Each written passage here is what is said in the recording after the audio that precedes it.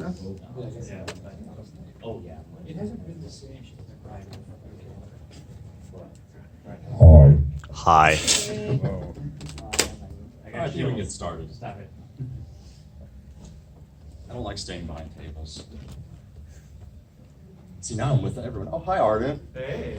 As everyone turns around and looks at you. I also call out everyone as they walk in. Everyone's a VIP in my room. Come get a cookie. Oh, yeah.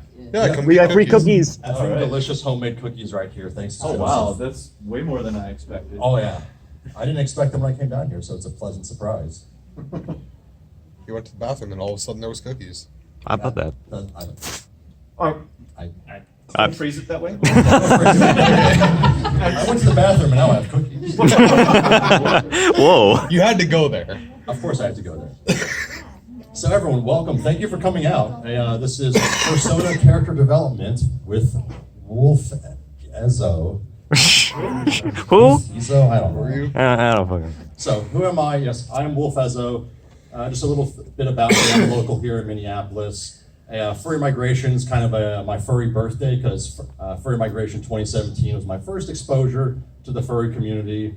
Actually, first time talking to people in person and such. So yeah, Furry Migration kind of holds a special place in my heart. So why not do my first panel ever at it?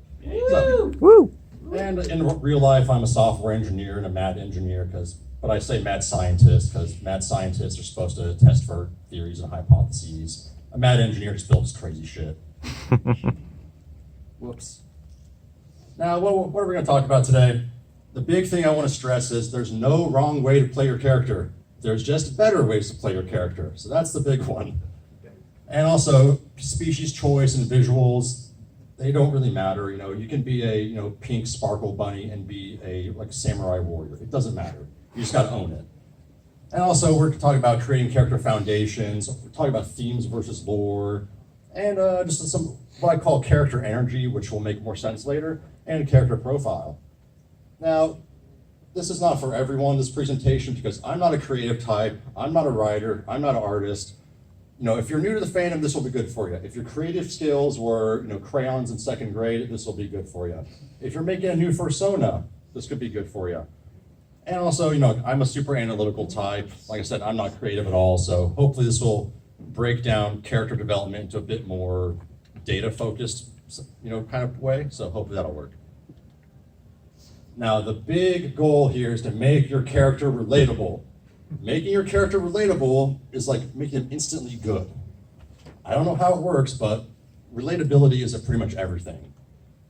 Now, character visuals, like I said before, it doesn't matter.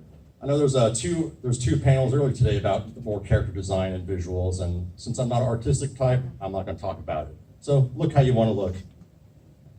Now, the foundation of a character. Now, I mentioned before two things, themes and energy. Themes are more kind of a world setting kind of theme, and energy is more about your character's aura. And the character foundation, which we kind of build this off from, is all just flat data. How old are they? What species are they? What's their job? Where do they live? Things like that. And the big thing is make sure to keep everything vague, because sometimes you don't want to box yourself into a corner. There's one big thing is I'm a space wolf. That's my big thing. But even though technically I exist in 20 different time periods and such, and people will ask hey Ezo, what part of space are you from? I just say space. Because if I want to be a Star Wars character and put myself in that universe, I can do that. If I want to be Star Trek, I can do that. If I say I'm only in the Mass Effect universe, then that kind of boxes me into a corner a little bit. So keep things intentionally vague. Also, it's really easy to do it that way. And this is more for people who are more new to this, but try to avoid using copyright characters and other intellectual property, just because sometimes it can kind of be a little bit dicey, and if your character does just skyrocket for some reason, you don't want to get hit with a cease and desist or something. Now, John Smedley. I hate this guy. Now, John Smedley was the CEO of Sony Online Entertainment and later Daybreak Games. Ruined one of my favorite games of all time, Star Wars Galaxies. He is quoted as saying, "Nobody wants the Uncle Owen experience." That's wrong. The Uncle Owen experience, for like the two of you who haven't seen Star Wars, Uncle Owen is Luke Skywalker's uncle. He's in the movie for like a grand total of 5 minutes. He dies, spoiler alert, like really early on. He's a moisture farmer, and he gets blue milk. There's nothing really exciting about him. But you know what? Like, if everyone is a hero or villain, everyone's a main character, no one's a main character. Like, you can do a lot just by having a character that just scrubs toilets.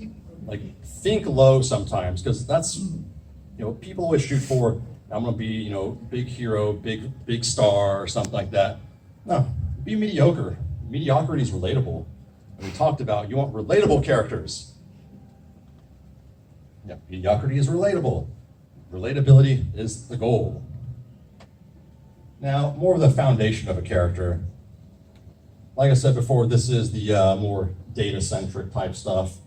The backstory, that's kind of the only nebulous part of a foundation. Keep it intentionally vague. It can even just be like, my parents were killed by, orcs, aliens, gnolls, space wolves. Just be able to swap things out. And age does matter. A lot of people say age is a number, but like if Ezzo is 20 and handling battling a space pirate versus Ezzo at 50, he's going to handle the situation very differently. And if your character is not actually, your age, like I'm 32 and my character is like 40, so it's kind of close. But if I'm playing like a, 18-year-old character for some reason, I'm not going to be able to relate too well, and I'm probably not going to be able to pull off playing as an 18-year-old character. So kind of keep that in mind, And also, big thing is roles or jobs. In real life, I hate to say it, but our jobs and what we do in life kind of dictates our day-to-day. So it kind of should for your character too. If your character isn't employed and making money, like how the hell are they surviving? Unless they're like a thief and stealing stuff. And that's a role or job, being a thief. And where that doesn't cover stuff, we kind of make up with hobbies and interests. And I've seen a lot of cool Fursonas that are kind of based around more of their hobbies and interests, which I really love. And some people say it's kind of lazy just to base your Fursona off of like your real life job or your real life interests. But a big thing is like, work with what you know. If you are in real life, collect arcade machines and restore them, if your Fursona does the same thing, that's pretty awesome because it's, Tokens Arcade, I love him. He's a cool guy. And also established relationships. This one can get a little bit more tricky because you have to kind of know people closely, and basically your Fursona is related to someone. Like Klaus is my brother here. He's a good kid. But the dynamic we have together is kind of fun because it's like a really actual like young brother, little brother, annoying, bugging, but also dishing out life advice when need be. But the thing you gotta worry about that is if you're not completely solid with someone and you're supposed to be like close relatives, but then in real life you start hating each other, then that kind of screws your whole Fursona, a relationship. Unless you actually write it into your character, like, my brother and I hate each other now. That's not gonna happen though. There we go. All right. So back to kind of talking about roles and jobs and such. Like I said before, mediocrity is relatable. So don't be the best at whatever. Don't make your Fursona the best at anything. Like I'm a space captain, but I'm like a low-ranking officer who flies really crappy ships, who gets bossed around by upper officers all the time. Because a lot of us are used to being bossed around by people and having to follow, strict rules that we don't want to, and that's relatable. Because relatability is what makes a character well. It's like being a middle manager is a bit more relatable than being a CEO. And of course, themes, not lore. Now, I have to ask you to kind of bear with me a bit on this because it's a bit more of a nebulous topic. Now, a theme it's like the feeling of the setting or universe of the world that your character exists in, except for nothing is really defined. You can pretty much take a theme and apply, make it into medieval times, make it into future, modern times, or whatever. The theme remains consistent. It doesn't have to, but the good thing about it is, like, if your character is used to, like, let's use my character again as an example, space captain. I can throw myself into the age of sail in the 1700s in the Caribbean on a wooden ship. The dynamics are still kind of the same with all the people, if you kind of follow with me there. And even you can do something like a scientific expedition. to Antarctica. You're in a small confined space with groups of people. That itself is kind of the theme, not that I'm a space captain. And like I said, themes are very flexible, as you can just take them to time periods and settings and such. But this is kind of the hardest part for me to kind of always manage, just because it's so nebulous and such. Now here are just some examples. Now the theme we're working with is just keep it vague as possible, a multi-sided territorial conflict. Example one, kind of drawing from my experience, a multi-faction space war over plants and resources. It's very tropey, it's easy to pull off. Example two, multi-sided territorial conflict, rival businesses working to launch a new product in a new market. It's territory, there's multiple factions and sides, and they might not be shooting guns at each other, but there is conflict between them. And if you want to go really just boring, and I don't know why anyone actually do this, but another example of this theme is just you and your roommates arguing about who's going to do what chores. Multiple parties, multiple factions, who's going to take what territory and such. And then we kind of loop it back around just because, work with what you know. So post-apocalyptic gangs fighting each other over territory. It's same theme, all of the very different settings, but all follows the same. Now character energy, kind of more like the vibe or your aura of your character. It's how your character handles a situation, and they're going to approach it the same every single way.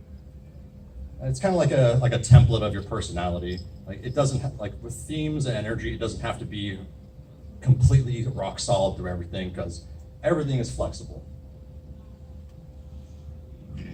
Excuse me, those cookies are giving me some gas. And like I said, it's like a theme for your character.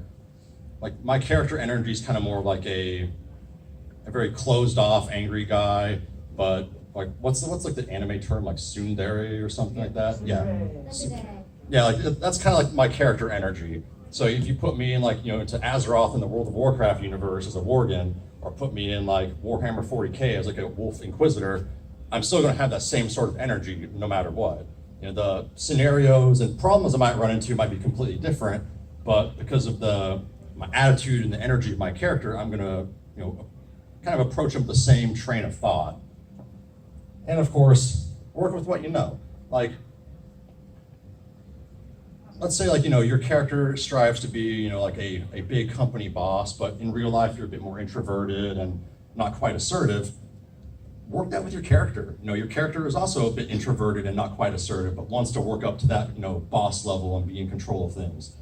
Like what I love about the furry fandom in my short time is with my Fursona, I've been able to overcome lots of personal challenges almost by giving him my own flaws and problems and kind of viewing them from an outsider perspective. And of course, with your character energy, it ties all very heavily to the themes and setting and foundations. All these things all work off each other, so it's not very easy to follow at times, but you'll see how it all makes sense. Now, the big things with your character is always have motivations. And even if your character is horribly depressed and doesn't have any motivation at all whatsoever, that depression and lack of motivation is sort of a motivation. So there has to be a reason that your character is doing or not doing something. And traits and quirks, these aren't really required. It just kind of adds a little bit more depth to your character. If he has a catchphrase or even a nervous tick or something like that, it just adds a little bit more character. And the big thing we'll talk about is flaws. But that'll be the next slide. And I was talking with some people on Twitter just about what their character development kind of mantras and such are. This one really stuck out to me. This little exercise I do is what would my character do in a given situation? If it's almost like improv where someone says oh, your character is stuck in a bar in Mexico, doesn't know where he is. Okay, how would Wolf Ezzo handle that? And it's kind of just thinking about I know how I would handle it, but how would he handle it? Knowing what your character energy is like and how you approach it. Now, like I said, motivations, they drive the character. They can be good, they can be evil, they can be selfish, they can be charitable. You don't have to always, or it can be somewhere in between. And always, with motivations, if you've established, these themes of whatever your world is in or what your character's, quirks and personality is, make sure your motivations kind of make sense with that. If your motivation is to be like your Fursona wants to be like a world-renowned pop star, but your Fursona like doesn't really like music or anything or like to be in crowds, doesn't really quite line up. And with most of things, I've said that it's not specific to a setting or time period or such. But with motivations, it can be specific. Because if I want to destroy some space station, that's not going to apply in like a World of Warcraft universe or anything. Although I guess it kind of could. But I won't go off on that.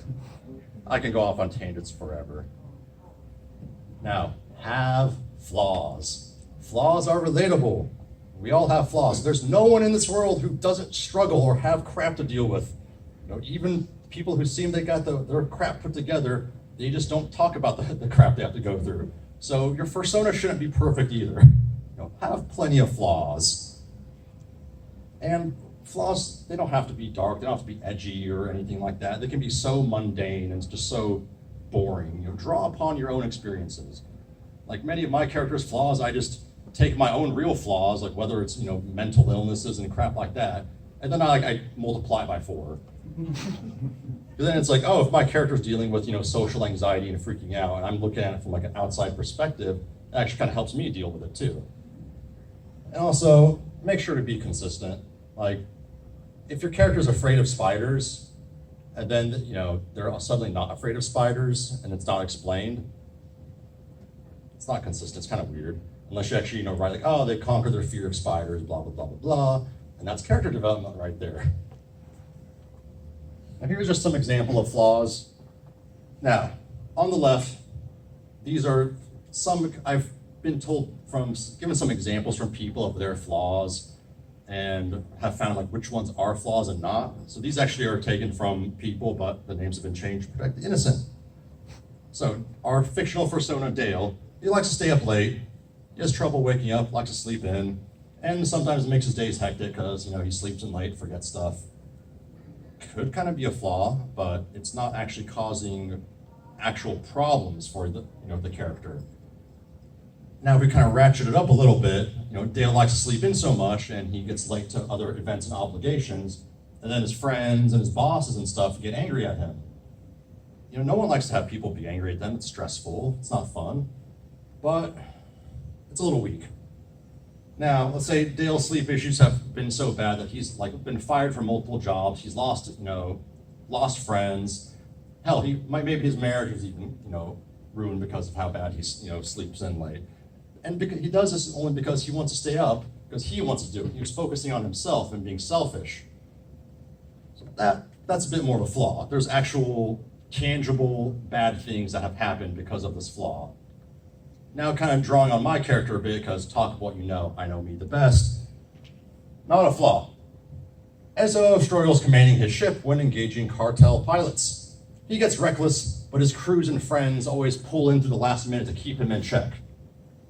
Yeah, Ezzo's acting reckless, that's a flaw, but there's no problem that actually comes from it because everyone comes in to save his ass. Now if we kind of ratchet it up, my personal vendetta against the cartel leads me to be a bit more emotional and taking too personal these missions. And because of that, my superiors and crew, they get mad at me. Just like the last example, no one likes to have people mad at them, but not really a real problem. Now, if my hatred towards the cartel even puts my crew's life at risk, where members of my crew and even my family members have, canonically died because of my emotional reactions and mishandling situations, and I've even lost, ranking and stuff in, whatever space navy I'm in, that's a problem, No one likes Sister Dawn, rest in peace to her, whatever her name was. Yeah, keep it vague, remember that. Yeah, my brother and I, we have a sister that's dead. We don't even have a name for her because we want to keep it vague, because maybe we want to change it sometime. Now, just some general tips that don't really fall into any of these categories. Just be flexible with how your character is. You don't have to, if you establish something, you don't have to be rigid and follow it to a T for the rest of your life. And the good thing is actually like, just like we all grow and evolve as people, have your fursona grow and evolve alongside you. It actually kind of, makes it a bit more relatable and kind of gives you a little bit more of a connection to your fursona too. If you're a bit more, and that makes it a little bit more real, so to say. And like, even with my own character, like, I was kind of almost super protective of how, he was represented and such. And then like, once I saw people's like just support and like outpouring and how much, they love to see crap, I'm like, you know what, like, if people want to see my character do something, like be a samurai or something, like I'll do it. It sounds fun. Have fun with your character. And this is, I was gonna talk a little bit about fursuit performance stuff. This is, might not apply to everyone, but also some of these principles can apply towards like RP, not necessarily the, more so like the Dungeons and Dragons style of RP, not the other kind. Now, remember, when you're in a fursuit, people can't see your eyes. They just see the blank, dead cartoon eyes. And so much of nonverbal communication is done through eye contact. So if they can't, they can't make eye contact, you're gonna have to make up for these things a little bit. And also, you have little to no mouth movement unless you have a moving jaw. And one thing I learned when I first got my suit is, like, you can see I'm talking with my hands a little bit. These kind of actions when I'm in my fursuit are so dumbed down where it looks like I'm just kind of fidgeting a little bit. So exaggerate your motions. Like, if you're thinking about something, rub your chin. If you can't hear something, do this. Not to your human ear, your fursuit ear. And like, one of the biggest things I've learned is just you have to always kind of be performing in suit, which isn't as hard as it necessarily sounds. The big thing is just kind of, when you're walking from point A to B, drawing on your character energy and such that we talked about before, have a certain walk to you. If you're more of a silly, happy type of character, you might have a bit more of a bounce or such. If you're more serious and, commanding, you might have your arms behind your back and a bit more upright. And even if you're just walking, to the bathroom and go drop one, like, walk like that. Never stop walking like that in suit. And like, a big thing was just like, being animated when you're talking, and also communicate clearly, because people aren't going to be able to tell that you're looking at them. And if you're talking with people at a con, it's going to be lots of people. So like, if I'm talking with Klaus here, I was like I'll be in fursuit, I'll actually motion towards him, say, hey Klaus, let's go do whatever. So I make sure I know he's, we're communicating, because so many times in my very little experience, I've been talking to someone and they thought I was talking to someone else, yada yada. Yeah, so be direct, use names, all that such. And one thing I've learned is like, a fursuit almost kind of seems like it's just one expression, but really, like, if you tilt your head or look up a little bit or look down a little bit, you can get a lot of expressions out of one fursuit head. So, practice in the mirror, even in your hotel room, just, see what looks nice. And the part that I have the most personal trouble with is accessories and like various props and such, because I try to draw my own experience, and then I see a giant Monster Energy drink plushie in the dealer's den. I go, oh my god, I want this giant Monster Energy drink plushie, but it really doesn't add to my character at all. Like, I'm supposed to, especially a giant monster, like, gotta carry that thing around now. Many of you might have seen me with like the little glowing eye patch thing. Like, that's sort of an example of one that kind of adds to the character, but not really, I don't know. It works. And and with like the other fursuit performance type stuff, I highly recommend going to panels at cons that go over the subject. Like, I got my fursuit right before MFF, and looking at videos and pictures, I was so boring. Like, I didn't keep any of this stuff in mind. And then I went to a panel at a First Square by Dittman Rat. Great panel. Like, just some things I knew, but the things I didn't quite think of made the world of difference. Yeah, so like Dittman and Gail, they both run various fursuit performance panels. Highly recommend you go to those, even if you don't have a fursuit. If you're planning to get one or whatever, just go. It's fun. Now, this is going to be a quick presentation just because it's my first one, and it's Saturday at a con, and I could use a bit more of an adult beverage here or there. Thanks to my personal bartender right there. So, there's no wrong way to play your character. There's better ways. and make your character relatable to people, have flaws and such. You know, don't make your character such a high and mighty person that people are actually gonna get annoyed at you. So I've dealt with people with that too. And also make sure you work on your character foundations. That's just the data such, you know, job, age, location, species, whatever. And themes, you know, don't write, you know, I know some of us like to write, you know, 20 pages of backstory to our characters. You know, keep it vague. You know, our characters mean a lot to us, but they might not mean a lot to other people. So if you can, you know, boil down things to be very digestible, it works a lot better. And of course, the one thing I want you to take away from this is be relatable. Make your character be relatable. Now, well, if anyone has any questions or something, we can take those. Anyone else can just feel free to head out. But also, if you have any other questions that you come up with later, there's my Twitter. That's probably the best way to get a hold of me. And yeah, just questions, comments, or sarcasms. I appreciate all three. So if you have any questions, yes. Can you describe to me the most relatable character you've ever encountered? It wouldn't be like a Fursona character. It'd probably be like BoJack Horseman. and that's not a good thing. Wow, I can really relate to that. How relatable. Yeah, watching BoJack Horseman inspired me to go into therapy. So I do not need to be like this guy. Any other questions?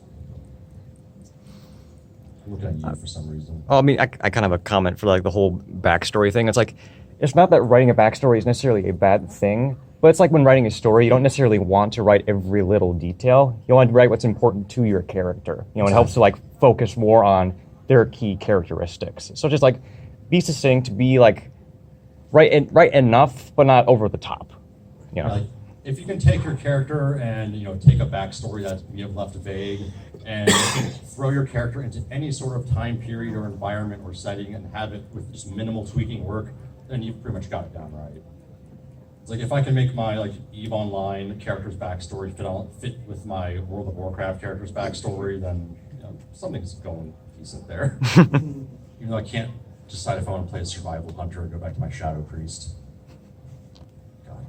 All right, so that's it. I like to definitely thank you everyone for coming out. You know, this is my first panel ever, and Yay! I